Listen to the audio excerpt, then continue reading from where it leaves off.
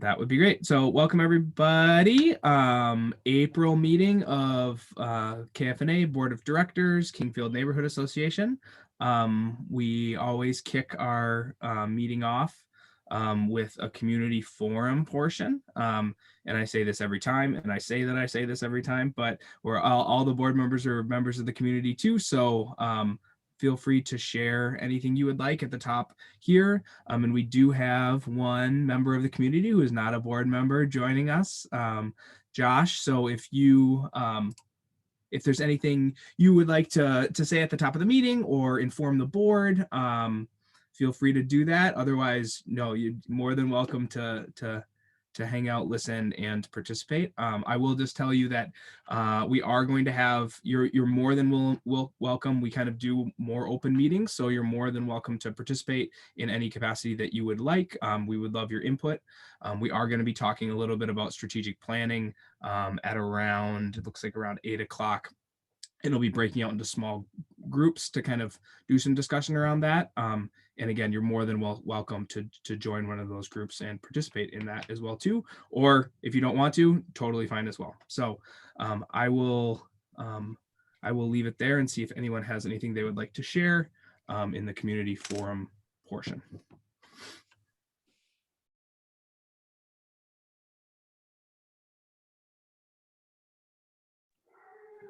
I'll just say, I think we're all really heartbroken, and I think we're all really sick and tired of being heartbroken.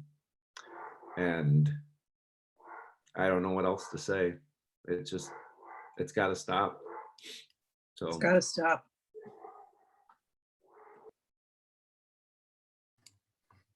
Thanks, David.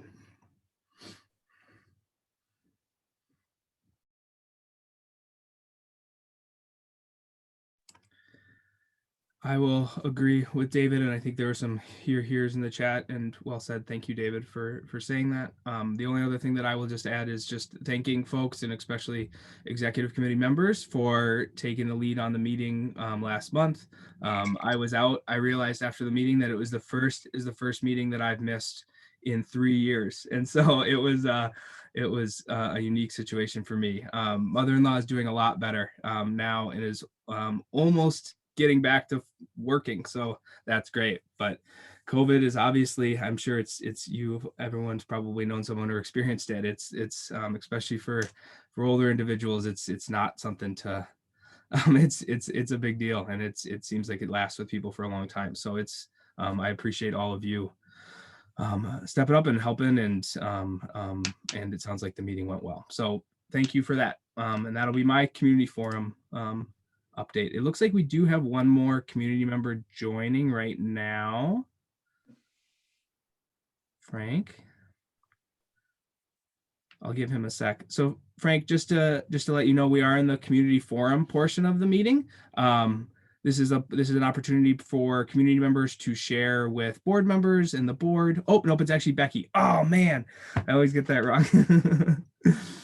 Welcome, Becky. So it's not a community member. So I will move on. Since Josh is here, we will do introductions with name, pronouns, and location in the neighborhood. So I will kick it off. Chris Drosh, board president, and he, him pronouns, and I live the 4400 block of Grand. And I will kick it over to Sarah T. Hey everyone, Sarah Cheetah, she, her, 36th and Pillsbury. I will pass it to Jerome. Hey folks, Jerome Rankin here, he, him pronouns, and I'm on the 3900 block of Pleasant Avenue, board member.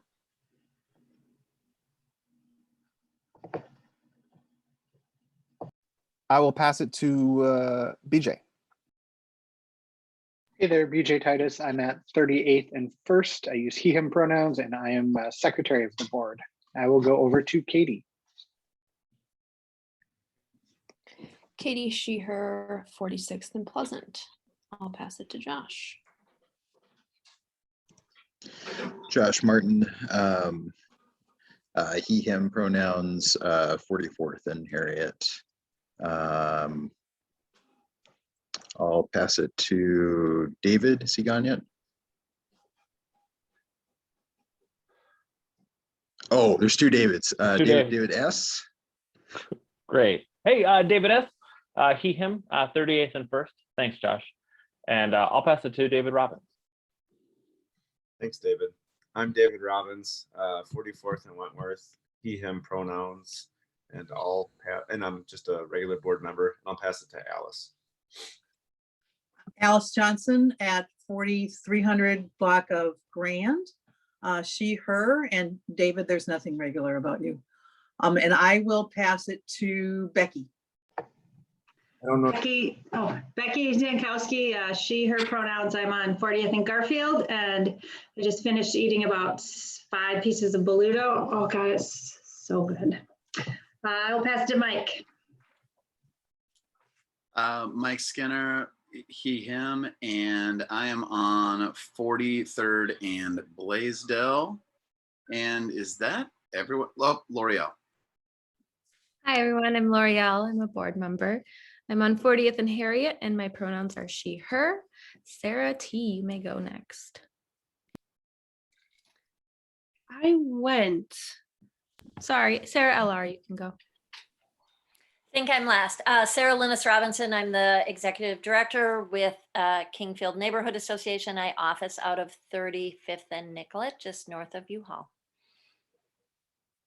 Did Mike Skinner go? Yep, Mike went. Do we miss anybody? Then I think we're. Okay, great. Thank you, and welcome, Josh. Thanks for joining us. I will move, open the meeting, move to approve the consent agenda, which is tonight's agenda plus the March minutes. Can I get a motion? Mike moves. Can I get a second? L'Oreal? All in favor? Ayes, thumbs up, yeses. Opposed and abstentions. I'm going to abstain because I wasn't at the last meeting, so I can't approve the minutes. So, but that passes. So thank you. Next item on the agenda. For those who don't know, and I'm not sure. I don't remember if we shared this more broadly or not, but I think we did. Chris Hong has decided to step down from the board, finishing school in the next couple months, jobs, and so it's a really, really busy time for her. And so she let us know. So what happens now is with a board member resignation, what the recruiting committee, and I think the executive committee has decided to do is hold that seat or hold that spot until the upcoming election, which will be the next time to fill that seat. So it'll just be, there'll just be an extra seat, or that seat will be also available for the election period. And just wanted to say that Chris has been a very active board member and has been vital in a lot of different committees, including strategic planning, which she was helping out a lot on, and also was one of our kind of founding members of our bike ped group, the streets committee. And so she's been instrumental in getting a lot of that stuff kicked off the ground, and says that she is still interested in being engaged in the board once her schedule, or engaged in KFNA and some of those committees once her schedule frees up a little bit. So I would encourage everybody to reach out to Chris and I would just say thank her for, if share your experiences and thank her for being on the board. As you all know, this is a commitment for a lot of folks, and I think the board, and I would hope all of you appreciate Chris's time here. So that's all I'll say on that. Does anyone have any questions about that opening or Chris's stepping down?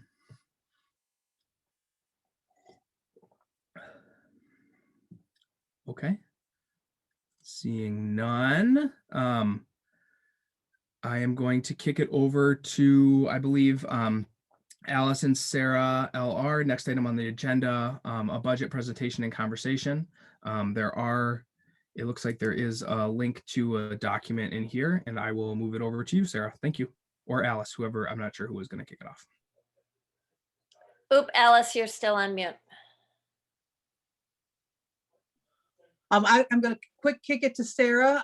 This is revisiting what we talked about last month with the budget, and Sarah may have a couple updates, but again, this is a review of what we talked about last month. So go, Sarah. Wrong.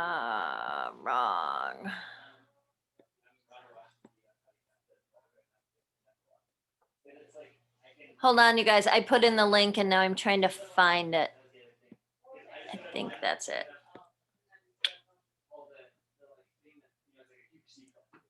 Wow. Okay, can everyone see my screen? Yes. Yes, perfect. Okay, great. So we went through this in a lot of detail last month. I asked for edits, comments, questions, and I didn't receive any. So I'm feeling like the people who were at that presentation didn't have major issues. I went through and updated this. You can see the comments in red, and the numbers in red are things that have changed since the draft was presented last month. So I can walk through those. Most of them are on the income line. There is a $5,000 income. So the city is changing. The city is voting this week whenever city council meets. The city is voting this week, changing the way that funding is going to be coming to neighborhoods for the collaboration dollars and the shared projects. So I basically itemize these out because these are funds that KFNA will be applying for at the end of this year. So there's a small pot of funds for neighborhood collaboration dollars. It's not super clear from the city yet exactly what this money can be used for, but the word is it can be used not for actual shared work, but for the preparation of shared work, like creating a joint job description, working with the bookkeeper to get those processes in place, that type of work. And then there's a collaboration fund, which has a larger pot of money this year that is for partner work. And KFNA currently doesn't have a partner identified, but this is something that we should be looking towards in the next few months. So collaboration partners are groups within or around the neighborhood who a neighborhood association might do work with. The partner that we've been trying to get permission to put in place with the city for the last year and a half has been Sagrado de Corazon and their rental housing program. Currently, there's a restriction on partners being churches, but it could be something like that, work that we do with other organizations that assist neighbors within the community. There's a couple of environmental grants that I've identified, pretty small grants that I think we should be looking for next year. Chris, you'd be most familiar. These are probably tied to the build out of the 40th Street pedestrian entranceway, smaller environmental grants. And then I just updated the contract that was approved last month from the LNA employee share match.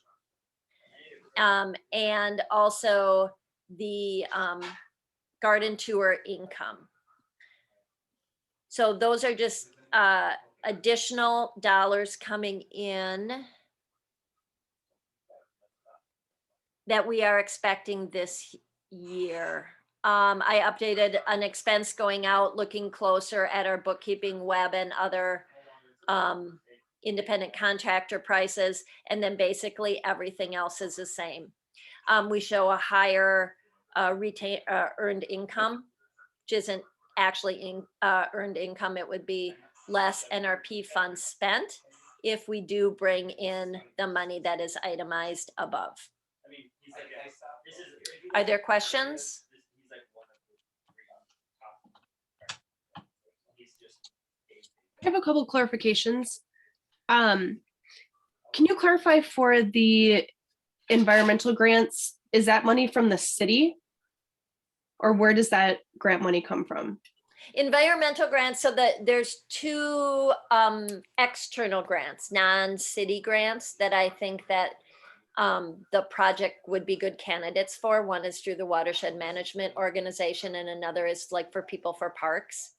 They're pretty, because we're working on park land, we need to have a very specified project before we apply for these, so we can't apply this year, but that is a project that's on our radar that MnDOT wants to work with us in the coming year, and we're hoping to do a bigger build out of that entryway into the neighborhood.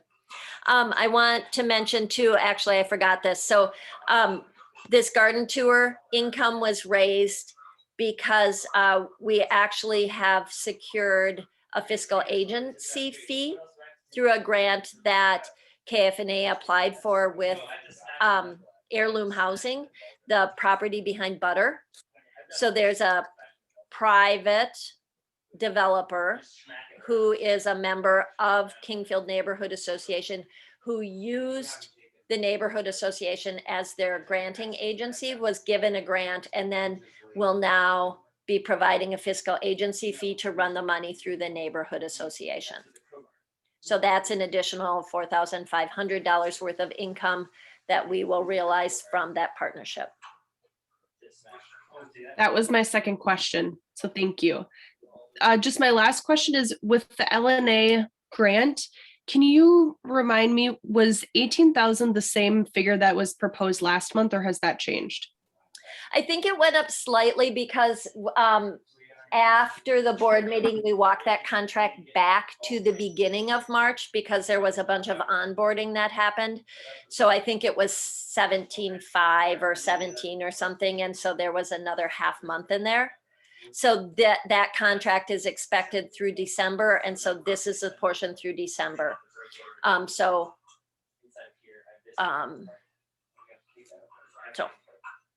got it. Thank you. That's all I have for now.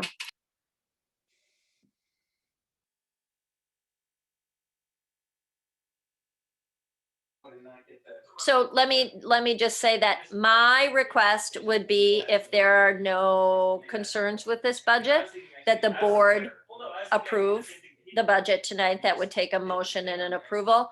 And then this budget takes effect June 1st. As I've said before, our budget is an estimate of what we think will come in and where we expect money to go. Those things change. The guidance on like when budgets change is pretty loose. You know, if it's radically different, you know, that would be something that would come before the board, but it's basically a guide. Okay, I'm sorry, but I do actually have one more clarification. The line item for open streets is 6,000 and there's something else next to it. But can you clarify? So so it's Porch Fest, Empty Bowls. I'm just clarifying with open streets, if we're not going to be the main organizer, that means that then we will not be collecting sponsorships for open streets, correct? So that's going to significantly reduce the income that's brought in from that event. Yeah, you know, our income has been fairly steady, but one of the income drivers has been the Run for Beer, which we have run that race and gotten the income from. So that's still an event that we would bring to the event with that partner and realize some money from that. There might be something else similar to that we could do, whether that's a dunk tank or a gift card draw or something, but some way of saying like we should be active on the street during that event, looking for an income generating activity. Thank you. Any other questions from anyone else around budget? I'll move to approve the budget. And by I mean David Robbins, in case you can't. I second that as L'Oreal. Okay. Thank you. We would open discussion here. Any discussion on that motion?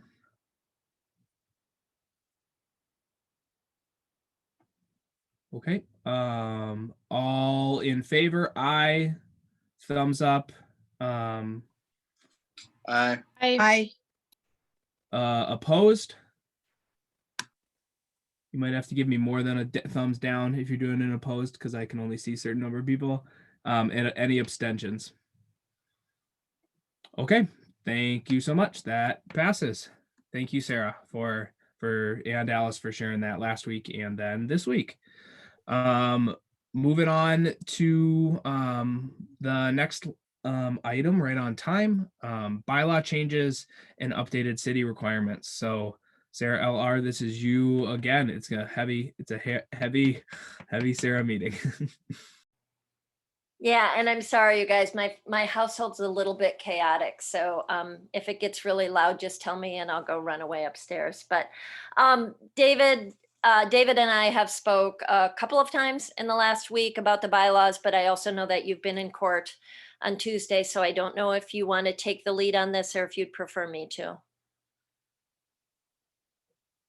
Oh, I actually am off mute. I can do my darndest. Sarah, so I'll represent to you. I haven't completely reviewed the bylaws yet, but I saw your summary of the key changes, which I believe is also in the packet. Do you want me to do a share of one of them or? Well, I mean, sure. I guess if you want to share the fourth document in the packet, otherwise people can pull it up on their own too. Oh, that's true. Would you guys prefer to do that so we can look at each other? And I can drop it in. It looks like some people are logging into the document right now, but I can drop it into the chat too for everybody. Yeah, so first I'll say, I know it seems like it's a daunting task to talk about amending bylaws or really just redoing them all together. And I just want to at least give folks a little bit of comfort that it's not totally something that's abnormal. I don't think the bylaws have ever been, Sarah, they may actually have been restated. I think we talked about that before, but from time to time, bylaws kind of age, laws change, and rather than doing like piecemeal amendments, it's actually much more efficient to just amend and restate the bylaws in their entirety. So that is just something for everybody to consider about, like, is this weird that we're doing it? It's not. The handful of things that Sarah laid out in her summary, like the 6 key governance items that are probably the most material changes. I'll run through those really quickly, but one of them, directors, we previously had the bylaws that stated we have to have 13 directors, no more, no less. This amendment allows us to stay in compliance with our bylaws if we drop below 13 board members, which we've done and we will do again. What I mean by that, whenever we had, like right now, when Chris Hong leaves the board, we have fewer than 13 members, and we are currently technically in violation of our bylaws. This would amend that or get rid of that possibility because it's not really what's intended by the bylaws. The second point, all directors must be natural persons over the age of 18. We had a great board member, Aiden, as many of you remember, who was not 18. We had amended the bylaws to permit him to serve, and evidently we shouldn't have done that because, I mean, of course, he's all of us as directors are open to individual legal liability. If we breach a fiduciary duty owed to the board, we could all be exposed to a legal liability as being directors, and we don't want to do that to someone that is a minor. So therefore, we're going to amend the bylaws so that we can't have individuals serve as board members, but he could still serve in a role as a youth advisor. So there's that change. The limitation on the number of the terms a director may serve, my understanding is that this is being required by the city in order to qualify for funding. This change essentially says you have to take 2 years off after you serve 6 consecutive years. So, We've had board members serve longer, or 6 years. They jump off and they can reserve in 2 years. Outgoing directors retain their duties until new directors assume their office.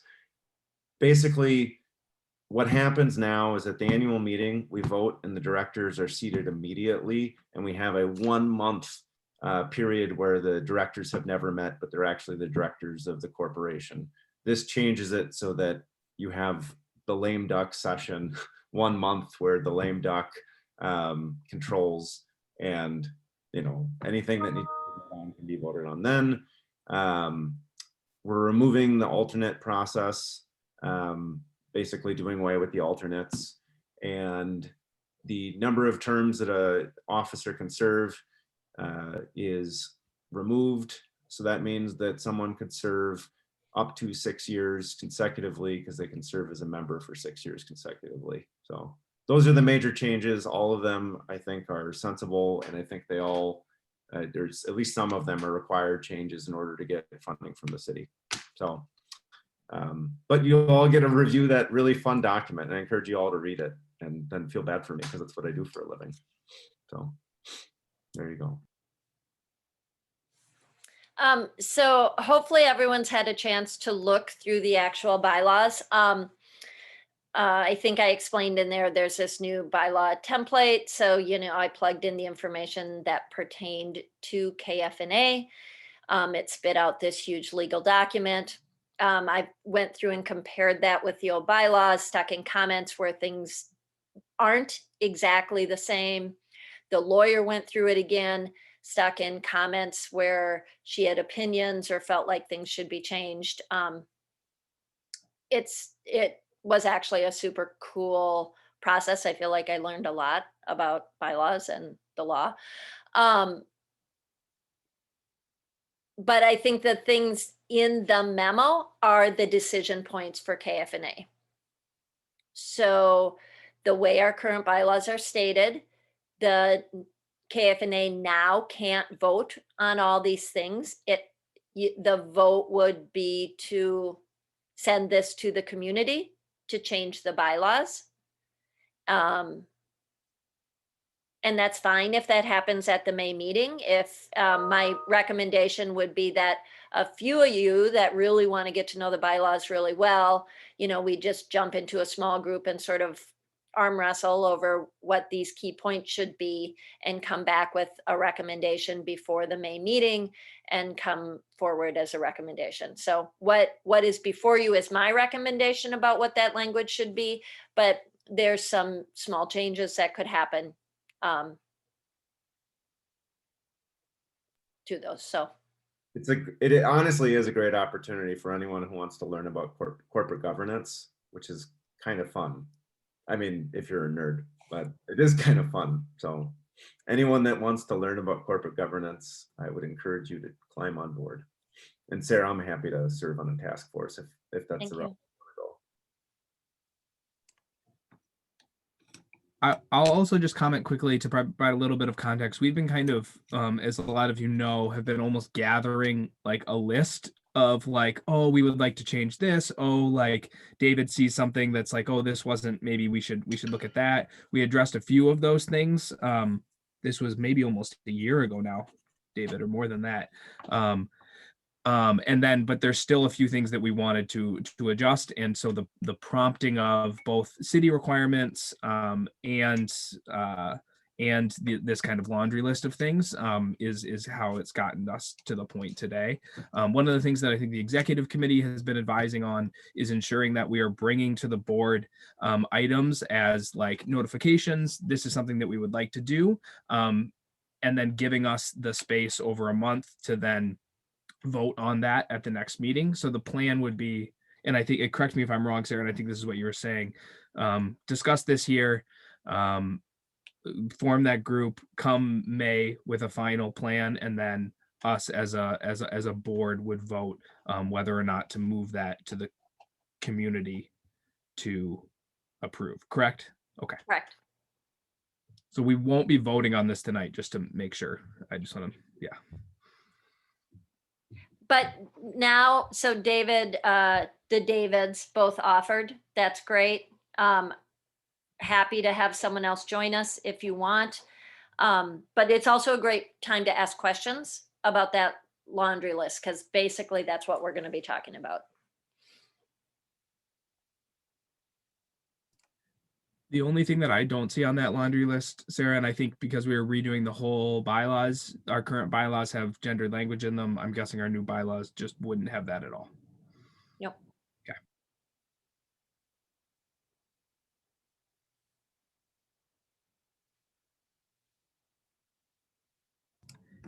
Any other comments or questions from board members or community members around the redoing of the bylaws? Just to confirm, the task force for the deeper dive looking at the bylaws are Dave, David, and SLR, correct? Perfect, thanks.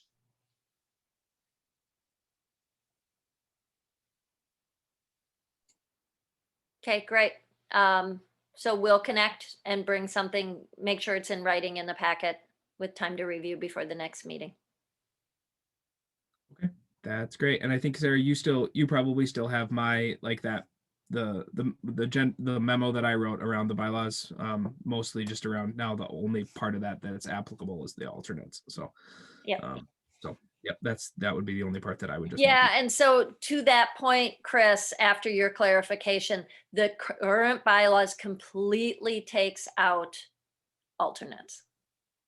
Okay. And so that is like, if the board's like, no, we really want alternates that we can place, who would be placed at the annual meeting, then that needs to go into this language. Otherwise, what will happen is a process like just happened to seat L'Oreal and Katie. And the reason to have a lower, still be operating with a lower number of board members is to not have to do that every month. You know, if we say you have to have 12 people to operate and 13's the max, and, you know, Katie resigns and we're doing it 1 month, and then Mike resigns and we're doing it the next month. So it's to be able to bulk up at least a couple seats to do a full process.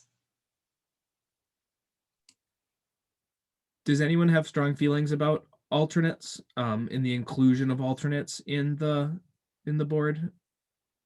Or sorry, in our bylaws? Okay, that sounds good. Seeing no other comments.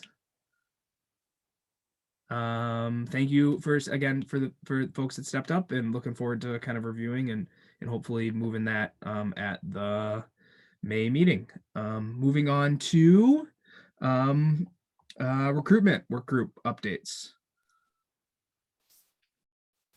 Take that one here. There is the link to the handout. So I think you should have all received a notice about the postponing of the annual meeting from May to June, based on this opportunity to kind of take this bigger, deeper dive into our bylaws. It also gives us more time to do recruitment, which I certainly appreciate. But the idea is to have our board meeting Wednesday, June 9th, 7 p.m. at our regularly scheduled board meeting. This is something that the executive committee discussed and then was brought to the recruitment work group to discuss. I think in May, we thought potentially a Saturday afternoon type meeting could work. But just as we move into the summer, I think it gets more and more difficult to get people to commit to weekends, especially if we're coinciding with a nice Saturday afternoon type of thing.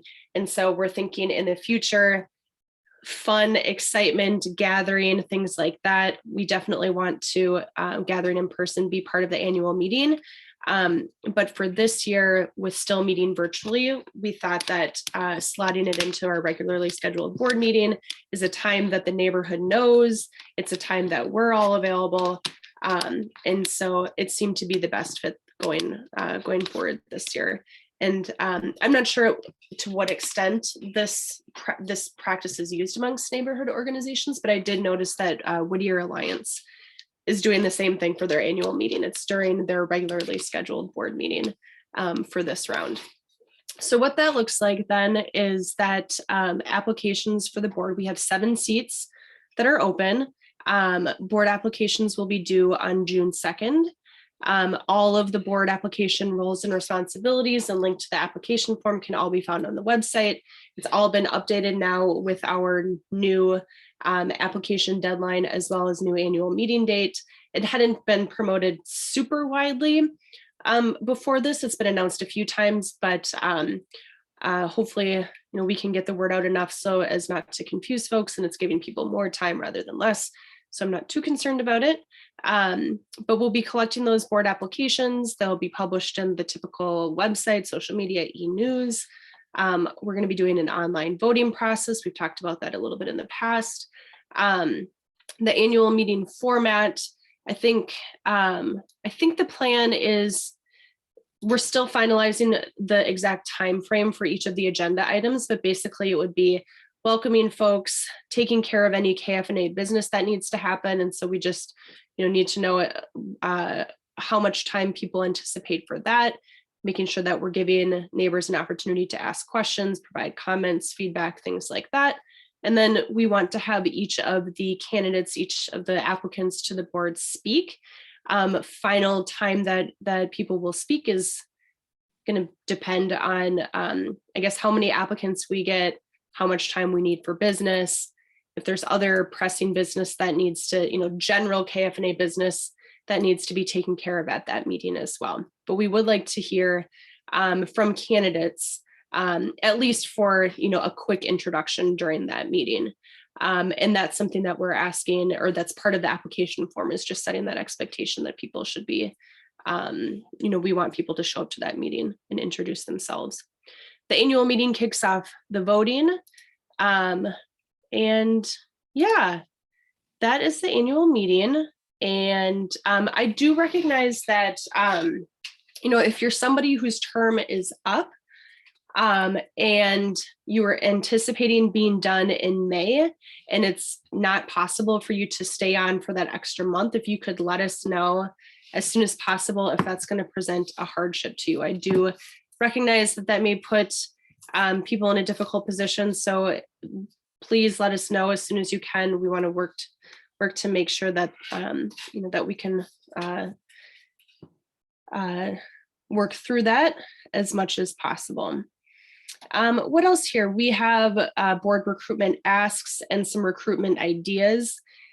General asks of the board for recruitment is that you are sharing the board application and the call for applicants in your networks, encouraging people you think are a good fit to apply. If you have social media, when you see posts that KFNA is doing or other board members are doing, to boost those, comment, share them. The more people interact with posts, the more those show up. We have a flyer that's in the works.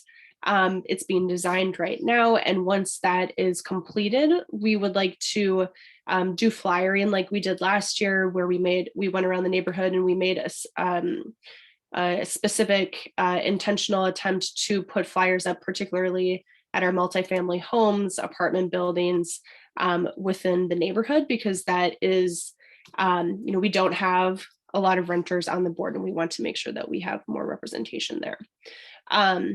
We're also hoping to host a virtual info session. And so you might also be asked or shoulder tapped to come in and sit on a panel for an hour or something of the sort, where we would basically invite neighbors to attend, ask questions, might ask you to provide some comments on your experience, advice, things like that, in a virtual session like that.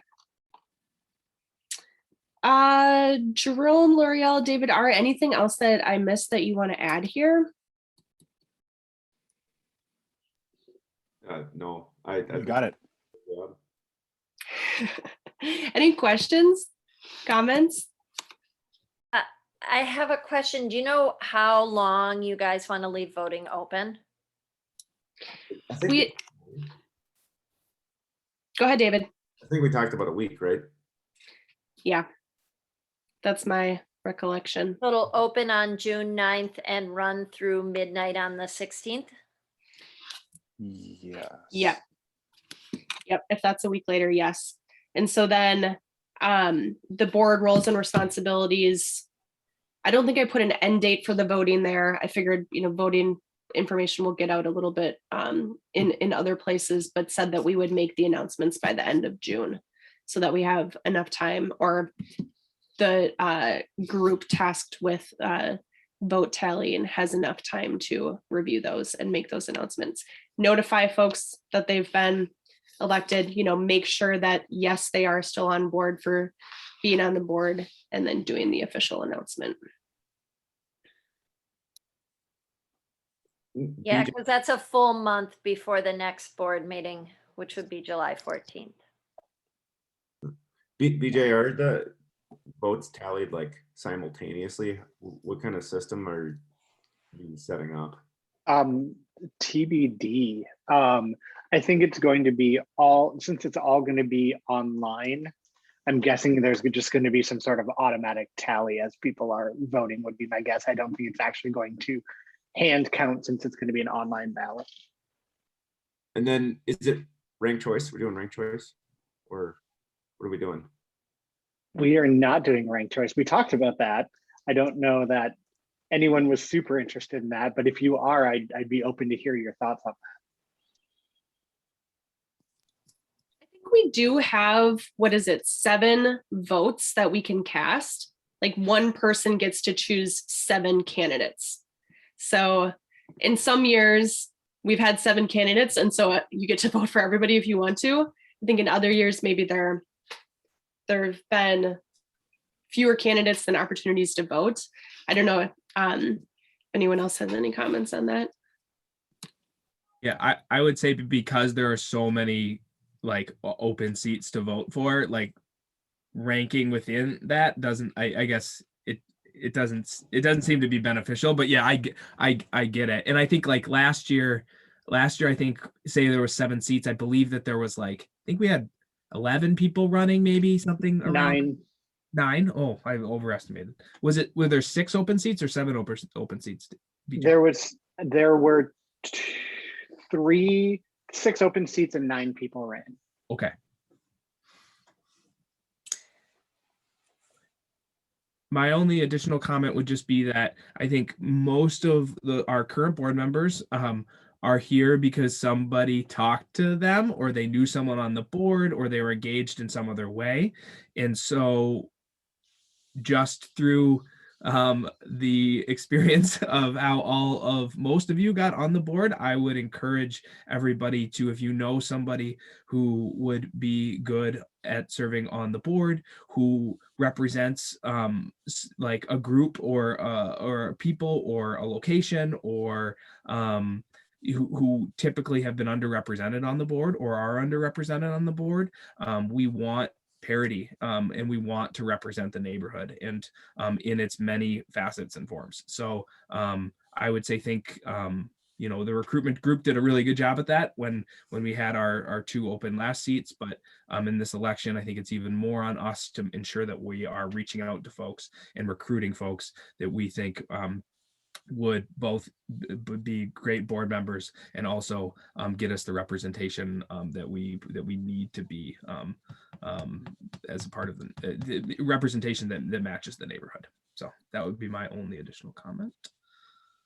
I would say the other piece that I would love, and I think that BJ could also use this in the Instagram, are sort of what we did with the fundraising statements, of getting a short sentence of "I serve because" from current board members about, with a picture of you about why you're serving on the board, and we sort of use those in social media, would be great.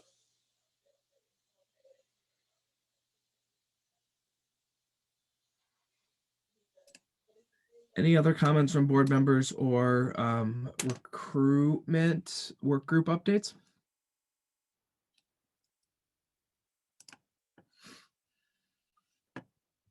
Okay, good. Awesome. Okay. Thanks, everyone. Okay, moving on to strategic planning. Next steps. I'm going to throw, the link is in the agenda, but I just threw it in the chat for those who maybe aren't in the agenda right now. I will kick this off, and then we're going to kind of go a little round robin with this, with the strategic planning members.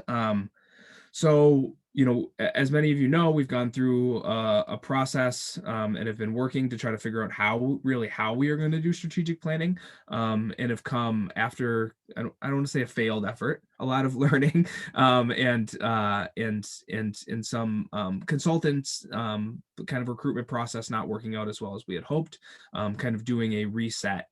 And so we had a meeting earlier this month that I think we are and then have done some work in between then that our strategic planning group has that I'm personally excited about. I think it's a much more, that I'm calling it, kind of incremental approach to thinking about, starting with this mission and vision, thinking about who we are, and then taking strategic planning where it goes from there.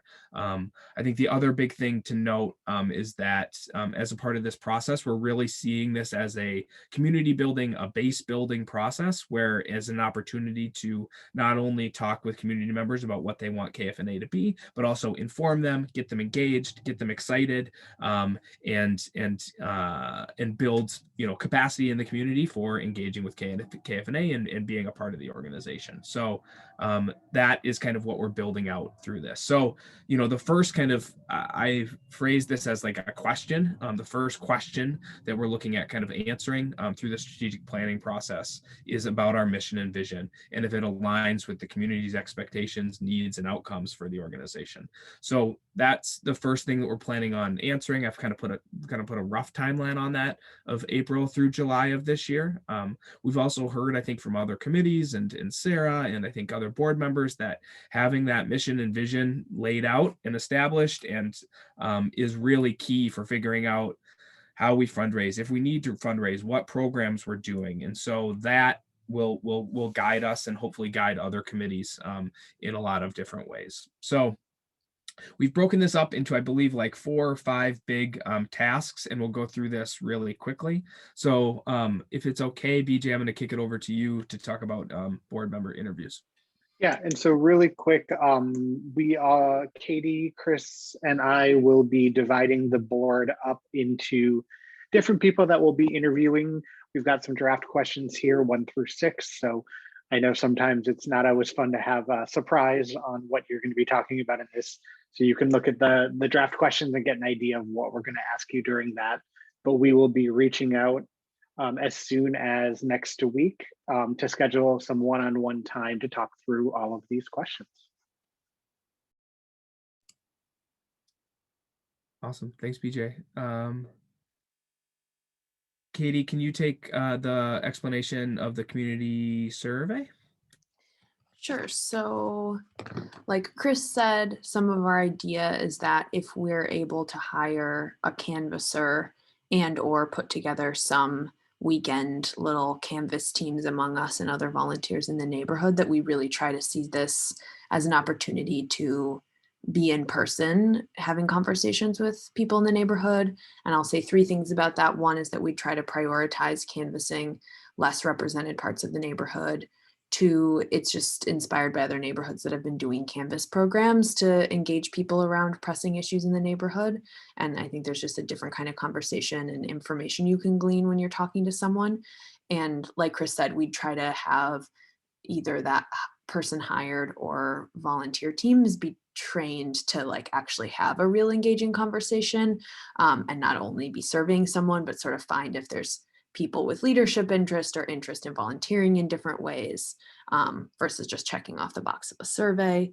And that the survey would be not only about people's thoughts specifically about KFNA, but an opportunity to learn about the kind of work people are doing in the neighborhood in general, since I think, I mean, I'm sure always, but it seems like especially this year, there has been so much block to block, like unique stuff bubbling up both during the uprisings, during COVID, et cetera. So we want the mission and vision process to be informed not just by like, what do you think about KFNA, but what is important to you and what are you a part of in the neighborhood, which can raise the question then about what KFNA should be invested in.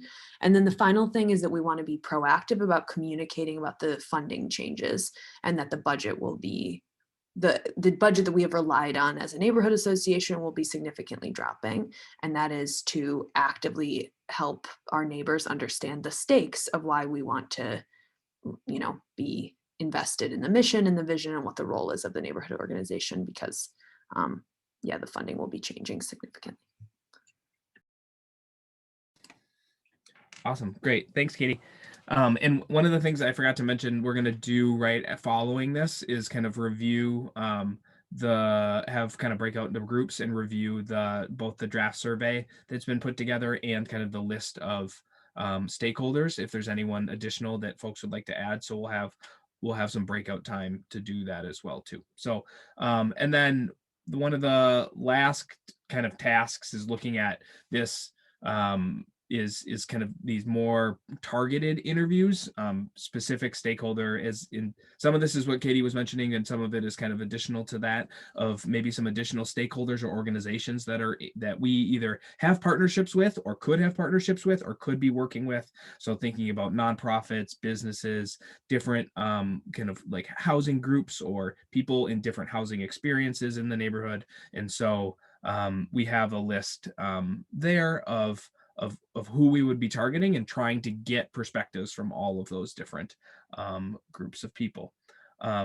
That intentional outreach part, which Katie mentioned there too. And then the last step of this would be kind of pulling all this information together, saying, this is what we learned. This is where the community sees, this is where the board sees, this is where the community sees KFNA's role in our neighborhood as, and then defining and refining or recreating our mission and vision statements to reflect all of that information that we get back. And so that would run us through, the summer. And then I think out of that process would take on another process of going, what are some other kind of strategic things that this group should be and could be thinking about to reflect that mission and vision? Is that hiring? Is that other partnership or like partnerships with other organizations? Is that, outreach? What is the next thing? And thinking about this process incrementally, or thinking about the whole strategic planning process incrementally. So any specific questions on kind of the strategic planning update or approach there? Understanding that we will have some time, probably 15-20 minutes here, to provide some feedback, I would say, on the approach, and then also on the survey and the list of folks that are listed out there.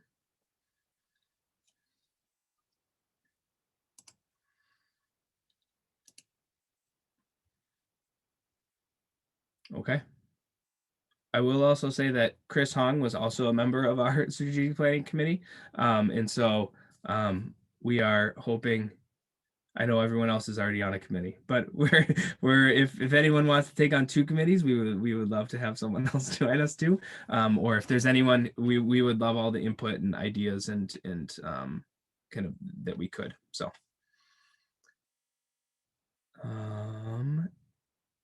great. So I guess I'll jump to the next item unless there's anyone else, BJ or Katie, that you have. Cool. So I will, the goal that we're going to do here was to what you'll see in the agenda. It's called questions and working document, but is to provide some feedback on the draft survey that we've put together. There's a link both in that document that you just opened and then also in that working document as well. Are there any other questions that we should be adding? Are there any other things that you think are good to get feedback from the community? And are there any groups or people or anything like that that you think we've missed? Todd asks, can a community member be on the strategic planning committee? Since it's kind of a board committee, we haven't really discussed that question. Sarah T. Chris, I was just gonna make the clarification that these are technically work groups. Work group, sorry. Recruitment work group, strategic planning work group, fundraising work group. Yeah. Which is internal. Board, yeah. I hate to take away offers of help. I am sure there are lots of ways that Todd can plug into this process. Yes. Yeah, thank you. And that would be greatly welcomed. So thank you, Todd. Yeah, and thank you for the clarification, Sarah. Yes, that is correct. These aren't really and I mix this up all the time. We have committees that have board members, that have community members, and these are really KFNA board member work groups. So thank you again. Sarah LR, could you break us out into groups? And thanks, Todd, for the comment. I'll follow up with you. Katie. Just one final thing. I just want people to know that this survey, KFNA did a survey summer of 2019. And so this is informed by the questions that were on that as well. So my desire would be to put you in groups of 3, Chris, if that's okay. So you and Katie and BJ can each be in one of those and hear that comment directly. And then how much time do you want? Let's plan on coming back. Let's spend 15 minutes. Let's plan on coming back at 8:15. Okay, cool. Thank you. And the only thing I'll say before we kick out, please record the comments and the input into that sheet so that we have it. And remember what group number pops up when Sarah puts us into rooms. Okay, I'm going to move you guys around for a sec, and this will pause recording too, just so everyone's aware. You know, some of some good feedback or input that you received. And I also should just say, I totally forgot to mention this. We have a unique meeting today in that we are going into like a closed board session at 8:30. I don't know if you saw that on, but for Josh and Todd, that is when we'll have to bump you guys out as we're talking about staff, and Sarah will bump out too. So just wanted to warn you guys that will happen when we finish this up here. So whoever was group 1, would you be able to kind of do a quick report out of some of the feedback that you got? Sure. So with just 1 minute, the 2 things that I want to highlight is being more transparent of asking about donations to KFNA. Would you ever consider donating? Have you donated? Why have you, or why have you not? What projects would you like to see to get people to start donating? What is something that we're missing that neighbors would like to see? And the other one was some sort of diversity and inclusion question we came up with. 1, 2, 3, 4, 5, 6, 7. Thank you, L'Oreal, for having a ready-made list of ideas for that. So we have a bunch of them that are in the doc that we can, the strategic planning committee can look at, but we have those all written down. And we didn't actually get very far into question 2. Awesome. Thanks, BJ. I'll take the report out for group 2. General feedback, really good, and some really good insights. Some ideas around how to not only get feedback on what people would want KFNA to do or what their hopes are, but also like how KFNA has accomplished this in the past, if they have accomplished it. And so kind of almost, I think that was question 3. So question 3A and 3B, like, what are your ideal, like, you know, what's your goals and your vision for KFNA? You know, how has KFNA done that in the last 5 years? How has that, you know, fulfilled that? And then also thinking, specifically, we talked a little bit about one of the things that we did in the last survey was asking people about what they would be willing to commit their time to, also as an evaluation of what they really value. Those were kind of some of the main things. Oh, and then another really good one that I think Josh brought up was if residents haven't engaged or aren't engaged with KFNA, why that is. So did they not know about KFNA? Did they not? Is there a reason why they don't agree with the vision? I think that's a really interesting thing too, because one of the other things that I think Sarah had brought up was, or Jerome maybe, was what if people don't even know what KFNA is? Are they going to be able to do the survey? And so looking at it from that perspective as well too. And we talked a little bit about the stakeholder list, general agreement that it looked good, with just some comments around how we prioritize the outreach to the folks that are on that list. So kicking it to the, I think, third and final group. The only thing I'll add, we resonated with other things that have just been shared, is just that we have a lot of really interested block captains who want to have roles and things to do on their blocks, and inviting both getting feedback from the block captains and input about the survey questions, and then also inviting them to have a role in doing the survey could be really great. Awesome. Thank you, everybody. And thank you, everyone, for your feedback and participation in that. It was, yeah, it was super helpful to hear in my group. And I think the goal will be that we'll work on that survey more in our group, work on the list, and start executing that plan that we laid out. So thank you so much.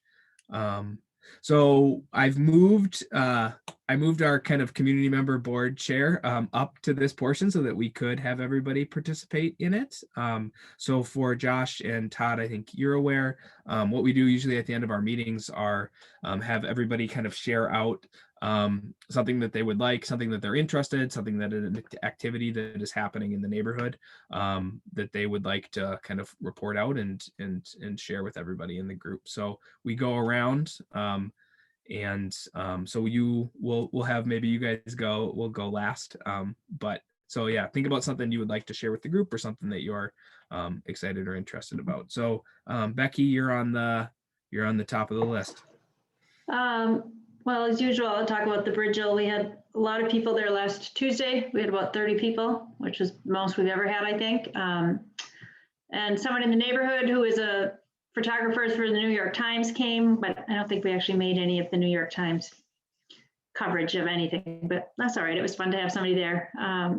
And Chris and I had emailed a little bit about possibility of picking a date that we could try to get, any board members who are interested in coming to maybe all come on the same day. And I think, and then it sounds like they may be wrapping up the trial tomorrow, or the defense anyway. So next Tuesday might be a good day to have lots of people out there again, if we can get people there. Awesome. Thank you, Becky. I'm up next, and I'll just maybe second Becky's comment. It would be great to see all of you in person. L'Oreal and I went on a walk a week now ago or 2 weeks ago, and it was awesome to just like see people that you've only seen on screen. So I think if we can get that date set, and we can also support the amazing work that Becky's done, be visible in our neighborhood to support a lot of the things that we've been talking about over the last year, and then also see each other, I think would be really, really great. My only other share out would be, I was just thinking, reflecting back on this, and thankful. There's in the news over the last, at least it seems like a couple weeks, there's been a lot of neighborhood board dysfunction in a lot of different spaces, both in St. Paul, here in Minneapolis. And I just want to say how thankful I am for this group, who I think has, in a very challenging year, come together and helped lead this organization and help be kind of a strong place in our community. So not that we all agree on everything, not that we, all of that, but I think it's, this board is a very functioning board, and seeing how boards cannot function in communities has made me realize that. So I just wanted to say thank you to everybody. So Lisa's not here, who is next. I'll kick it over to Alice. Yeah, I'll just, echo everyone I'm talking to, is where everyone's just kind of devastated. So, and on edge, and we're just trying to take care of each other, and look out for people's emotions, because this is a very raw emotional time. Thanks, Alice. Jerome.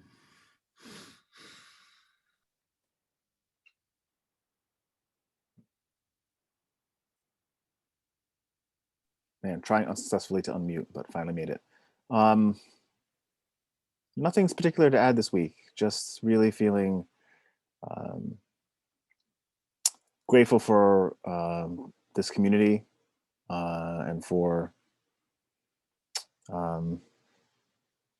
folks who are engaged and in touch with what's happening in our area. That don't take things for granted, but instead are willing to show up and work which feels good to be in a neighborhood and a community like that. So that's it for me. Pass it to L'Oreal. Ooh, it's like popcorn style. I was waiting to be last. I have two. So for the past few days, I've been trying to find ways to support Dante's family. If you need any resources, I have a bunch. So just email me and then I can, email you what you can do. And then on a lighter note, I try to live like as sustainably as possible. So I joined the Kingfield Buy Nothing group on Facebook, and I found cloth diapers, which are usually like really expensive. And I'm really excited about it, but I don't have a child. So I don't really know like what I'm going to do with them. Like maybe I'll have a kid in like 5 years. So maybe I'll use them, but it's exciting. David R., you can go. I'm going to read something I wrote. Dante Wright was pulled over for being a young black man in a brand new car. The claim of an air freshener or on the rear view mirror or expired tabs is pretextual, but neither are crimes. The only times I have ever been pulled over for expired tabs or an air freshener, I was in either a black man's car or a black man was in my car. Our Supreme Court has told us that pretextual stops do not violate our Fourth Amendment rights. They say they are reasonable, but the result just doesn't seem reasonable to me. Nearly 80% of all police-initiated contacts with citizens are in the context of traffic stops. These stops disproportionately affect young black men. While the founders evidently failed to protect us from this mess, it's time for our courts and legislators today to step up. Here's the solution. Make it unlawful to pull a motorist over for a petty misdemeanor or a misdemeanor that doesn't pose an imminent threat to public safety. They can pull up our license plates and send us a ticket in the mail. We'll probably pay it. This needs to happen. Talk to your representatives. Black Lives Matter. Now let's act like it.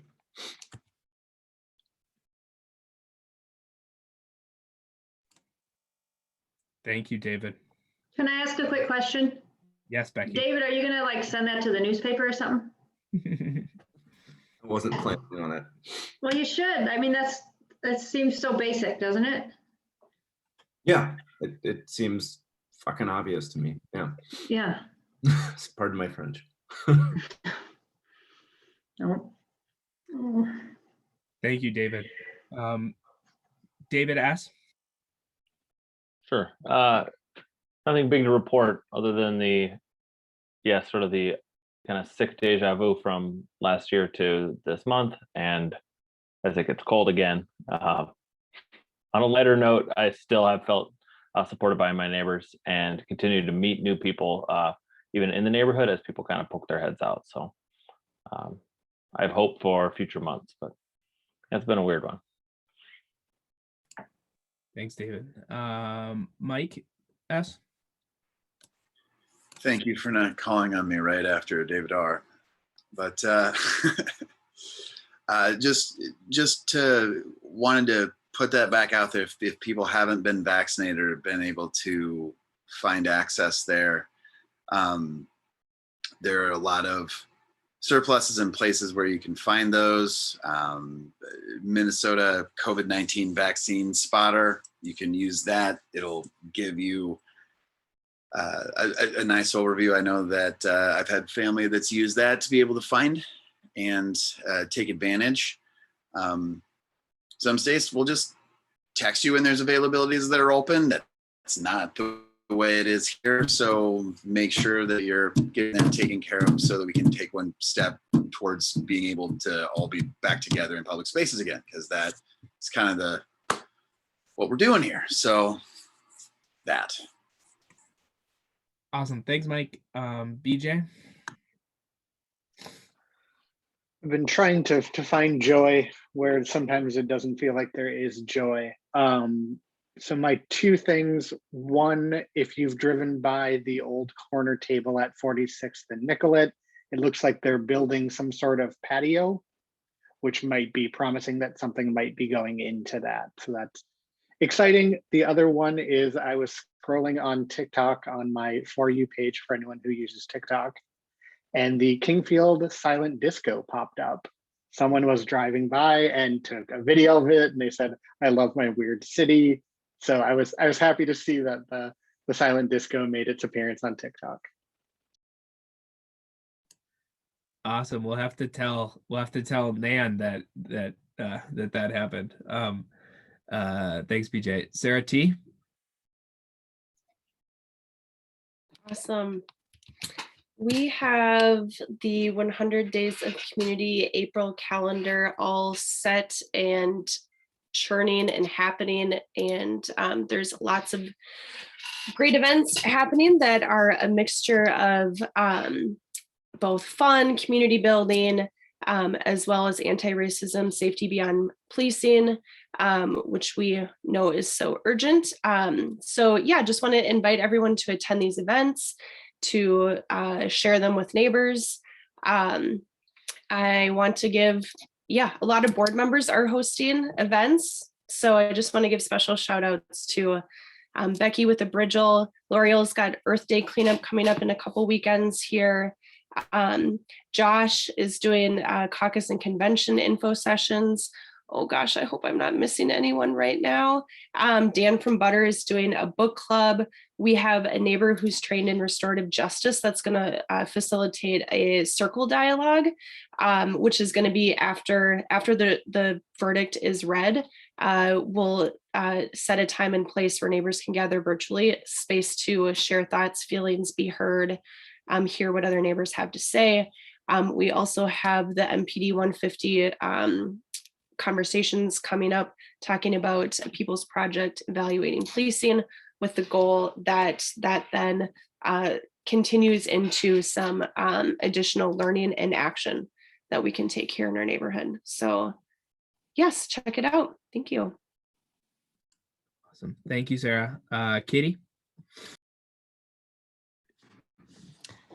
Yeah, just on that wavelength of the desperate change that we need to police and policing. A special shout out to Josh, especially. We did a ton of petitioning for the Yes for Minneapolis petition this past month. And I just want to share that some of the conversations with folks were hard, but the majority of them were really heartening. And the campaign met its 20,000 signature goal far before the actual deadline, which is the end of this month. And many more of the signatures came through volunteer events than the paid canvas that they have. And I just take all of that as a lot to take to heart about the change that people in this neighborhood and city want to see. It was kind of amazing to me how many people came out to Butter on the past month of Saturday mornings, and they had come from other places. Like they were, seeking out the petition. It was not just people who were showing up on a Saturday morning too. So I think all of that is something to take to heart in an otherwise horrible week. Thanks, Katie. Josh, would you mind going next? Sure. Yeah. The Yes for Minneapolis campaign is very successful. As Katie pointed out, I'm glad I was able to help out with that in some small way. I also know, as Sarah mentioned, I'll be leading caucus training for people who are interested in that or know other people who have questions about that process. So that's all I've got. Awesome. Thanks, Josh. And thank you for that. Todd? Well, I'm sorry you can't see me, but I'm feeling very conflicted. As those of you know, I sell real estate, and a lot of you know the real estate market is just crazy. It's just the number of buyers in the market is driving this market ahead quickly. And if we're property owners, we're all very fortunate right now. We're all sitting back earning equity in our properties and appreciating the value of home ownership. But if you're not a property owner, it's very, very hard to accomplish to become a property owner in this market.